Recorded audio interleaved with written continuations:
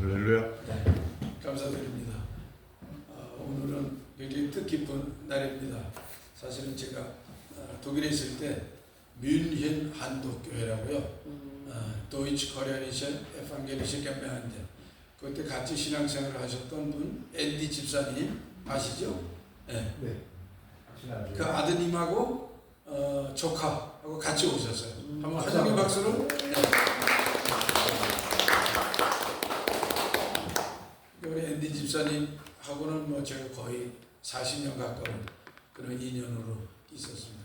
Also wir haben fast 40 Jahre so Beziehungen gehabt. Herzlich willkommen, die Gemeinde heißen herzlich willkommen, ihr drei. 네, 감사합니다. 네, 오늘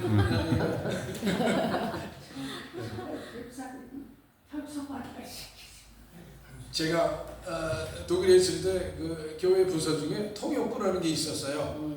그래서 이제 그 당시에 독일어 배우면서 사실은 목사님 설교하시면 처음에는 바로 옆에서 통역을 했어요.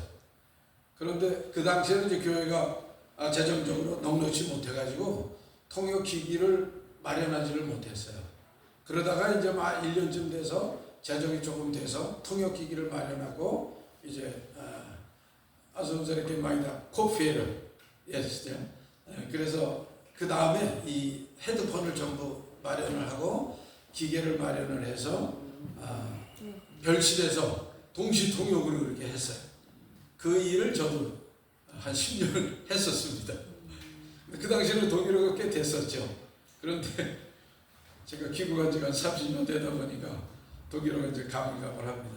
그래도 오늘 제가 그 우리 독일 성도님들이 오셔서 독일어를 간간히 함으로써 오늘의 예배가 그렇게 국제적인 인터내셔널한 그런 그 예배가 되지 않을까 그렇게 생각을 합니다.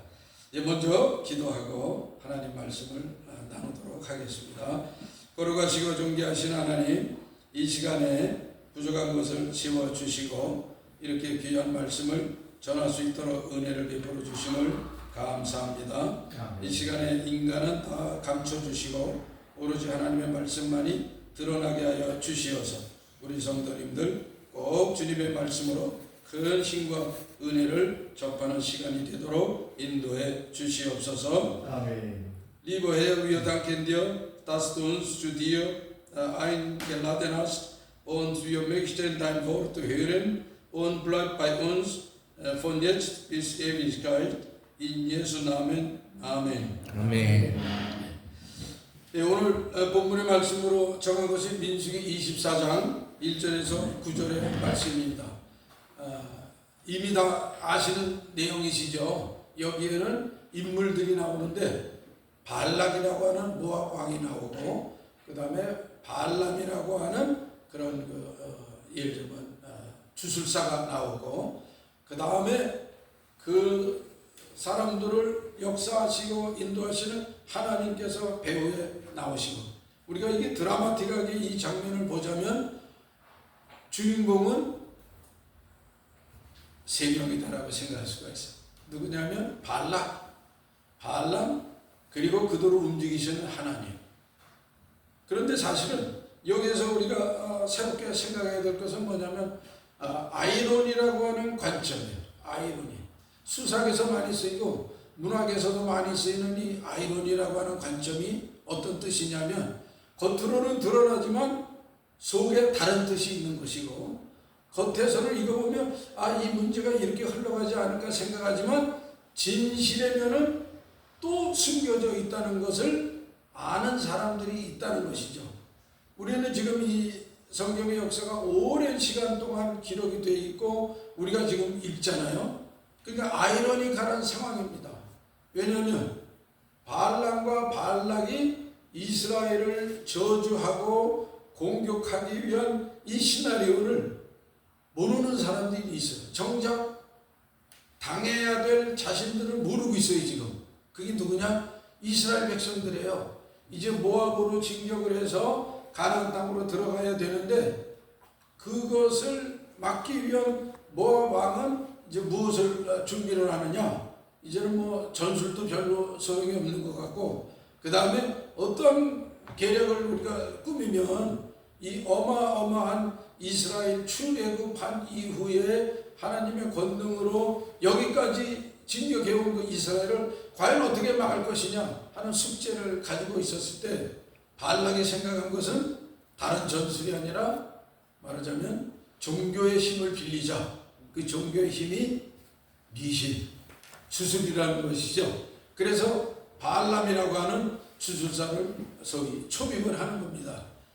우리가 우리 역사에서 최근에 나타났던 것처럼 주술을 활용해 가지고 어떻게 정치에 활용해 보려고 했던 사람들의 몰락을 보고 있습니다. 아멘. 그런데 거기까지 이르렀을 때 모압 왕은 과연 어떠한 느낌을 갖고 있었느냐? 굉장히 크고 두려운 여호와의 이름에 벌벌 떨고 있었던 것이죠. 시편에 보시면 135편 10절 11절에 보시면 과연 그때까지 그 이스라엘 주변에 있는 나라들이 뭐 아말렉도 나중에 나타납니다만은 어떤 그 마음을 갖고 있었느냐? 시편 135편 10절에 그가 많은 나라를 치시고 강한 왕들을 죽이셨나니 곧 아모리의 왕 시온과 바산왕 옥과 가나안의 모든 국왕이로다. 그들의 땅을 기업으로 주시되 자기 백성 이스라엘에게 기업으로 주셨도다. 네.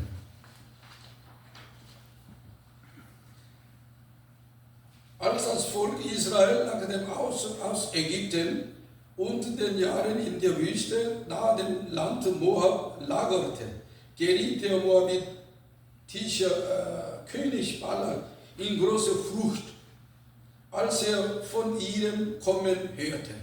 Also zweite Mittelstelle. Ich lese. Er wusste bereits, dass der Herr, der Gott der Herrscher Israel führte und sie all die langen Jahre durch die Wüste getragen hatte.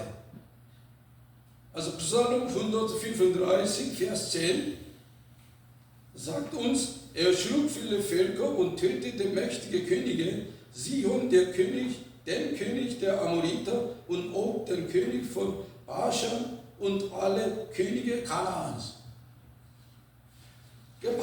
발락 왕이 느끼고 있었던 것은 뭐냐? 이제 이스라엘이 곧 쳐들어오는데 우리의 전술은 이제는 다른 게 없다. 왜? 여호와 하나님 만중의 만왕의 왕이시고 만주에 주신 그분이 함께 하시는 이 나라를 우리가 칠 수 있는 방법은 역시 우리도 소위 종교적인 방법, 주술밖에 없다라고 생각을 했던 거죠.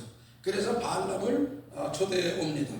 근데 이제 이 발람이 오기 전에 어떤 일이 있었느냐? 하나님께서 이스라엘은 약속의 나라이고 그래서 그들을 저주하는 것을 허용치 아니하시는데 발람이 저주하러 간다고 하시니까 하나님께서 나타나셔서 발람으로 하여금 저주하는 길을 가지 못하게 막으셨어요. 성경에 아주 드물게 나오는 동물이 말을 하는 하나님께서 강권적으로 나귀의 입을 여셔서 나귀의 눈도 여시거니와 나귀의 입을 여셔서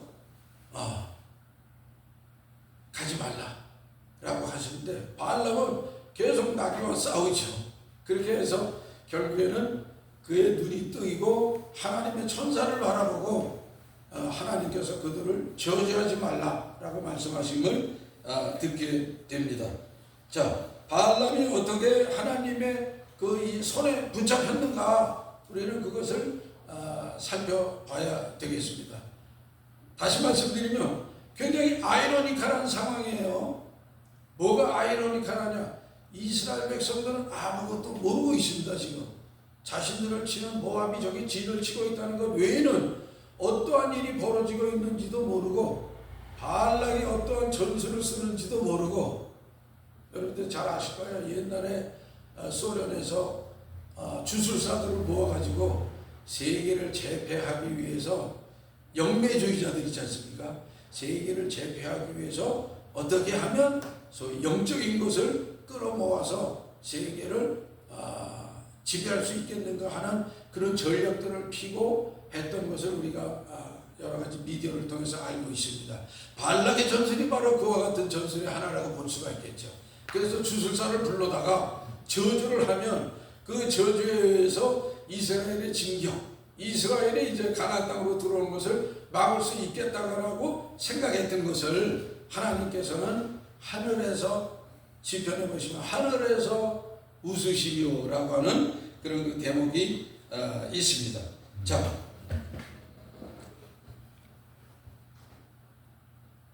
die Sieges Nachrichten Israels verbreiteten sich, und so geriet der moabitische König Balak in Flucht und musste sich auf eine Auseinandersetzung vorbereiten.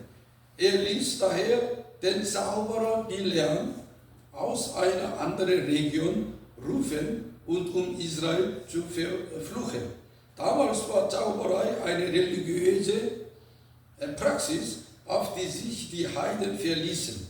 Aber Aberglauben existiert sowohl in der Vergangenheit als auch heute noch. Wenn Menschen sich so sehr in magische Praktiken verstricken, dass ganze Regierungen gestürzt werden können, ruinieren sie oft ihr eigenes Leben. Und doch erkennen sie es nicht.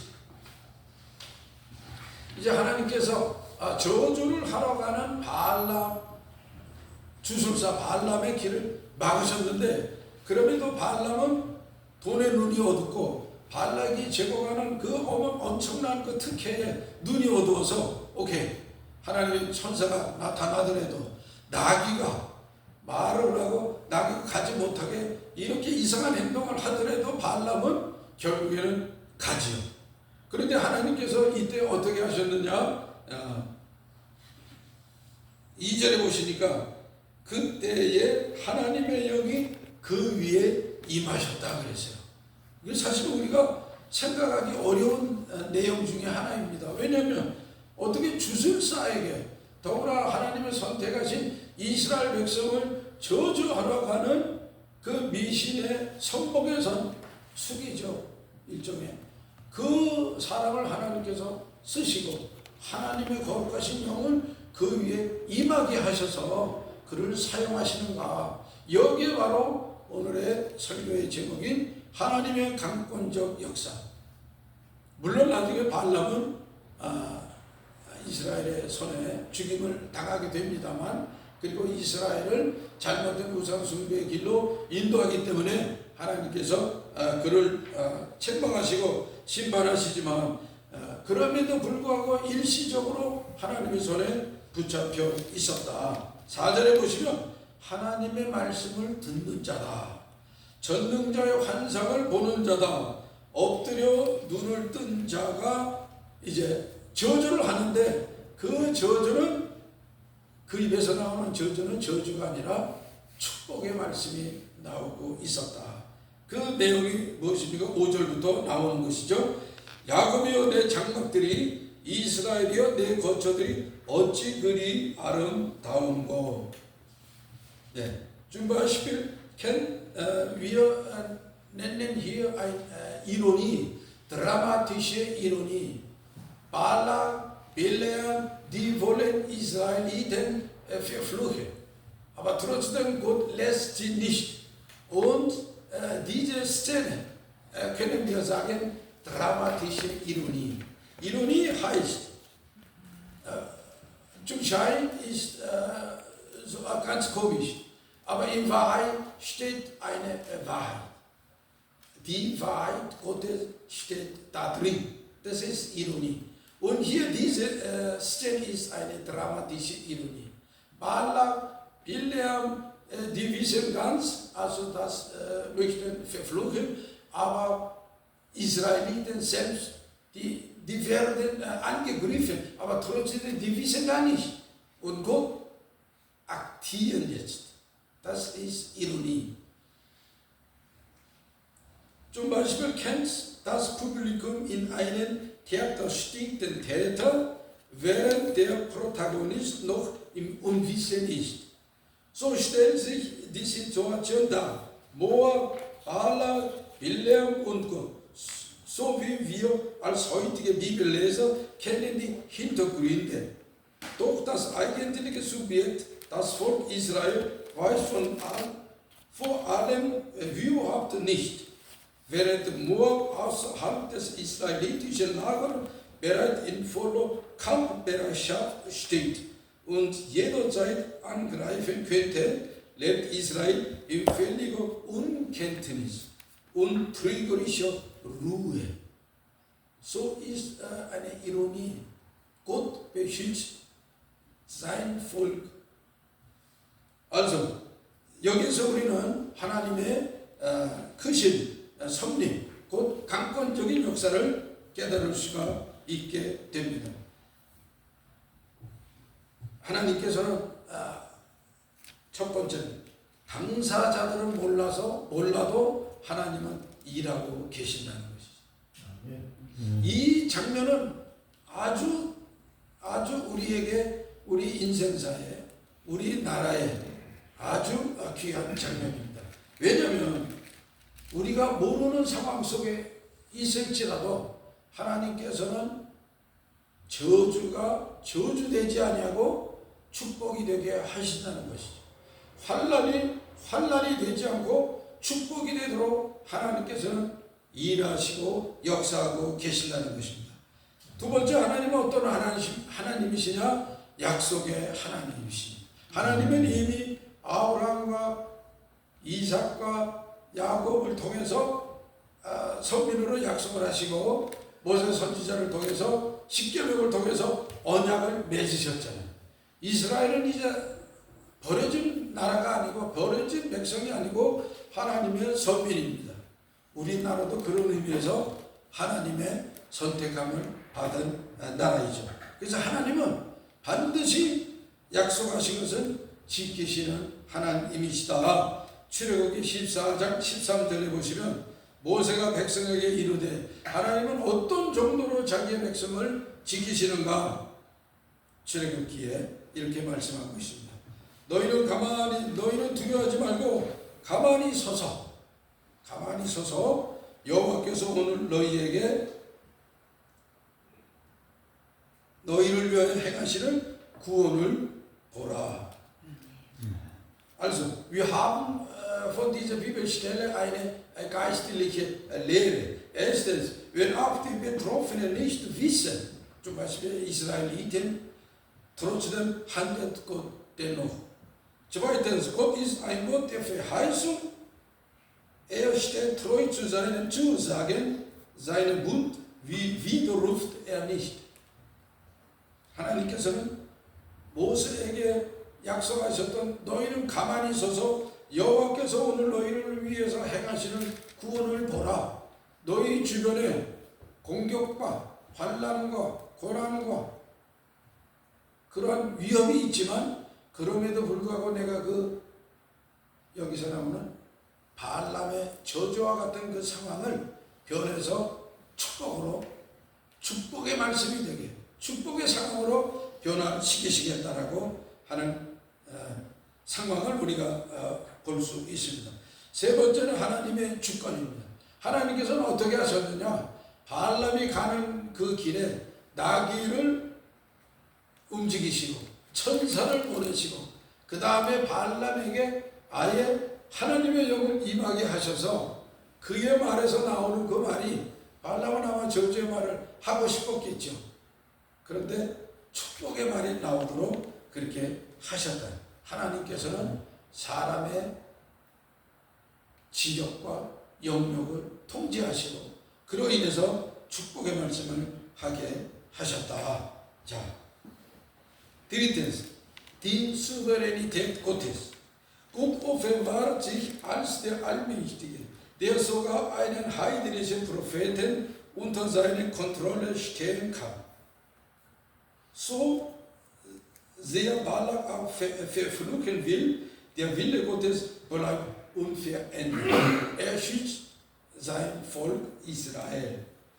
Und viertens, der Schutz des Bundesvolkes. Israel ist das auserwählte Bundesvolk Gottes. Er steht unter seinem Schutz, auch gegen äußere Bedrohungen oder Flüche. Dies erinnert auch die Gläubigen von heute an Gottes treue Bewahrung. 하나님께서는 언약의 백성을 끝까지 인도하십니다. 이 말씀은 우리가 예수님께서 주신 그 말씀을 생각해 보면 마치 이스라엘 백성과 같이 우리가 살아가고 있지는 않은가 그래요. 이스라엘 백성은 지금 모압의 엄청난 공격을 앞에 두고 이 사람들은 물리적인 전략과 함께 주술적인 전략을 가지고 이스라엘을 지금 막거나 공격하려고 하고 있는데 이스라엘은 아무것도 모르게 예를 들면 지인 가운데서 태평하게 있었다.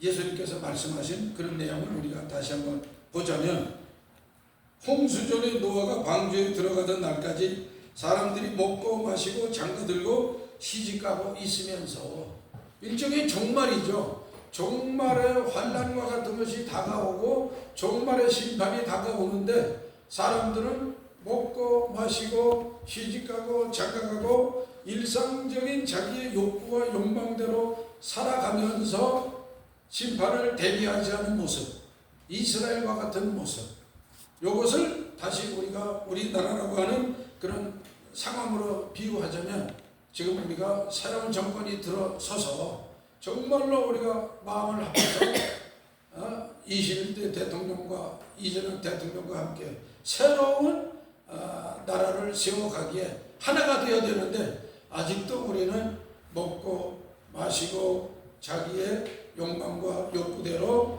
자기의 그런 소견에 오른 대로 살아가고 있는 이 상황은 하나님께서 보실 때는 이스라엘의 그러한 상황이다. 그럼에도 불구하고 하나님께서 이스라엘을 이러한 상황 속에서 보호하신 것을 우리가 본다면 우리는 지금 우리나라가 당하고 있는 여러적인 위기 상황을 알고 있지만 그럼에도 불구하고 아이러니컬하게 하나님께서 우리에게 허락하시는 이 저주에서 축복으로 인도하시는 그 모습을 우리는 깨달을 수가 있다.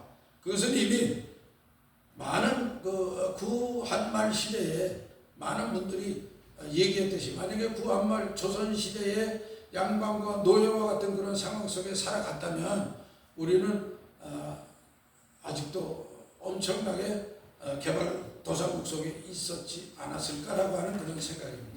그러나 우리가 올해가 선교 140주년 1885년에 아펜셀러 언더우드 선교사님들이 오셔가지고 그때부터 복음의 씨앗이 본격적으로 부러지고 물론 그 전에 우리가 가톨릭에 복음이 전해진 바 있습니다.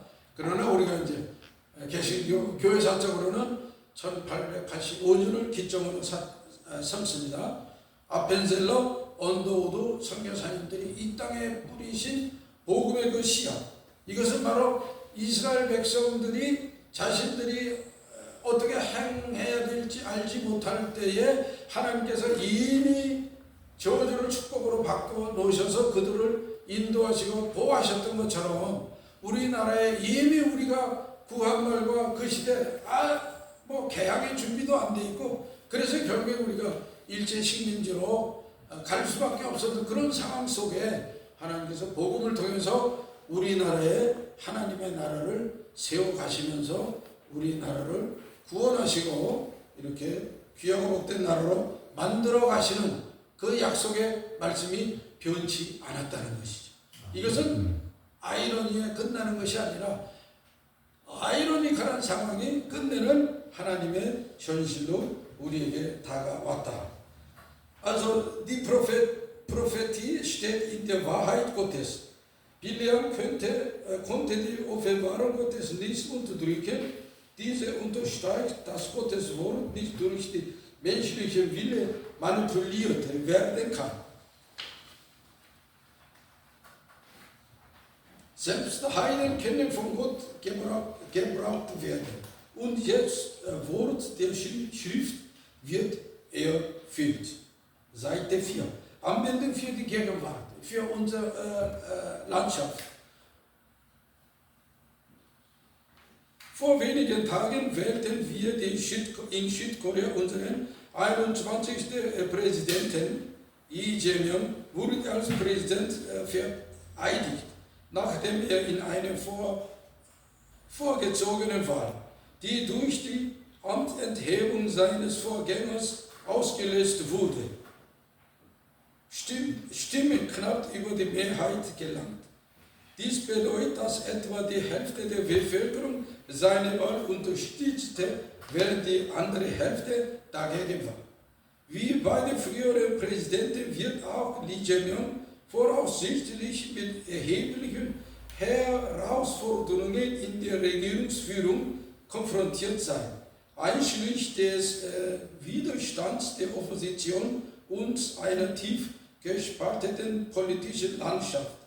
Trotzdem behütet Gott uns vorher 1885 hat Gott uns protestantische Missionare geschickt, Appenzeller und Underwood von Amerika, und Evangelium verbreitet.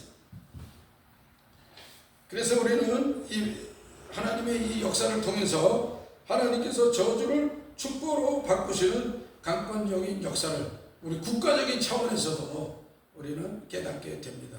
어떻게 하나님께서 우리가 우리 스스로 준비하지 못했고 대책을 세우지 못했던 1800년대 그때에 선교사님들을 보내서 복음으로 우리나라가 다시 새로워지는 그런 역사를 주신 것처럼 우리는 나라에서도 그랬거니와 개인적인 영역에서도 하나님은 우리를 환난과 고난과 위기의 역사를 축복의 역사, 은혜의 역사로 바꾸신다는 사실입니다. 바울 사도는 이렇게 고백하고 있습니다. 로마서 8장 35절. 누가 우리를 그리스도의 사랑에서 끊으리요? 환난이나 공고나 박해나 기근이나 적신이나 위험이나 칼이냐.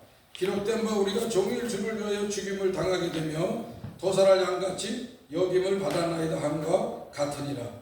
그러나 이 모든 일에 우리를 사랑하시는 이로 말미암아 우리가 넉넉히 이기느니라.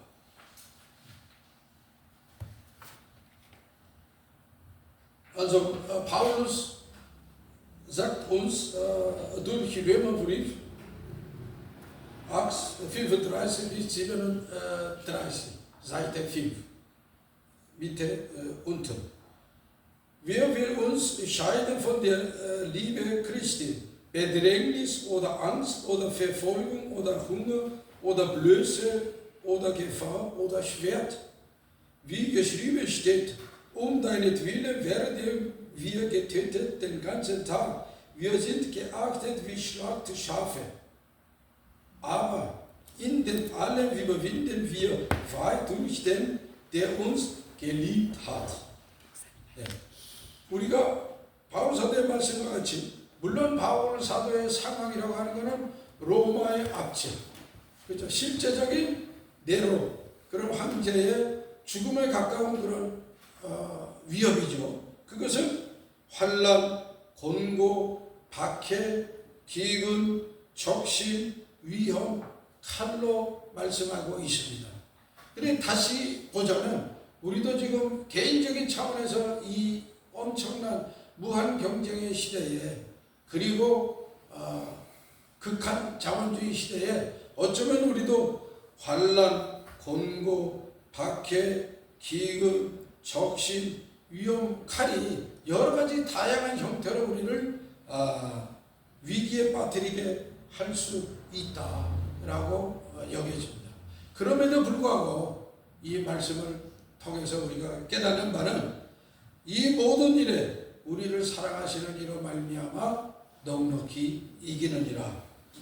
Also, wir erinnern wieder durch Paulus Brief, aber in dem allen überwinden wir weit durch den wir uns geliebt hat. 우리가 싸워서 이기되 어떻게 이기느냐? 넉넉히 이긴다고 말씀하고 있습니다. 예수님께서 우리에게 이렇게 말씀하십니다. 너희 세상에서는 너희가 환난을 당하나 담대하라, 내가 세상을 이기었노라. 네. In der Welt habt ihr Bedrängnis, aber seid getrost. Ich habe die Welt überwunden. Das ist für uns eine große Trost, dass wir in der Welt mit Jesus leben. 이 말씀을 통해서 우리는 이제 우리가 다만 먹기 위해서 산다거나 만물의 피곤한 가운데 마지못해 살아가는 것이 아니라는 것입니다. 바울 사도의 말씀과 같이 세상에서 어쩌면 우리가 먹기 위해서 살거나 만약에 만물의 피곤함을 같이 피곤하게 느낀다면 가장 불쌍한 사람들일 것입니다.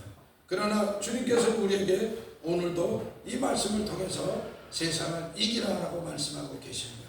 그리고 민수기 24장의 말씀과 같이 마치 이스라엘 백성들이 진 중에서 아무것도 모르고 오로지 조용히 있을 때 하나님께서는 그들을 치려가는 발락과 발람의 이 괴계를 저주를 바꾸셔서 축복으로 바꾸신 것처럼 오늘 이 시대에도 우리나라가 국제 정세 다 모르잖아요. 우리나라도 이 급변하고 있는 상황을 다 모르고 백성들은 그저 나뉘어서 싸우기가 바쁜 이런 시대에 또 우리 개인들은 또 개인의 삶을 이루어가려고 바쁜 이 시대에 하나님께서는 이스라엘 백성들을 보호하신 것처럼 우리를 보호하고 계시다. 그래서 우리는 이 확신 가운데 오늘도 믿음의 삶을 행복하게 살아갈 수가 있다. 아멘. 이것이 우리 예수 기쁨 교회 오늘도 주시는 그 말씀의 은혜가 아닌가 그렇게 생각합니다. Liebe Gäste der Gemeinde, wenn wir lebten zu essen und wir uns, wie Paulus uns ausdrückt, nur widerwillig durch die Mühsal des Lebens verschleppten, dann wären wir in der Tat die bedauernswertesten Menschen in der Welt. Also wir können uns deshalb letztlich überwinden, weil unser Herr bereits handelt in Momenten, die uns verborgen bleiben und in Situationen, die wir gar nicht wahrnehmen. Er kämpft für uns, er trägt für uns, auch dann, wenn wir es nicht sehen. Möge diese Gnade des Segens in allem, was sie tun, gegenwärtig sein, heute und alle Tage bis in Ewigkeit. 아멘. 하나님께서 오늘 민수기의 말씀과 같이 우리가 알지도 못하는 사이에 우리가 인식하지 못하는 사이에 저주의 팀들을 막으시고 축복으로 바꾸신 것처럼 우리나라와 또 우리의 모든 개인적인 삶에 그러한 바꾸시는 역사, 강권적인 역사가 일어날 줄 믿습니다. 네. 아멘. 네. 하나님의 말씀 함께 은혜가 있기를 바랍니다. 아멘. 아멘.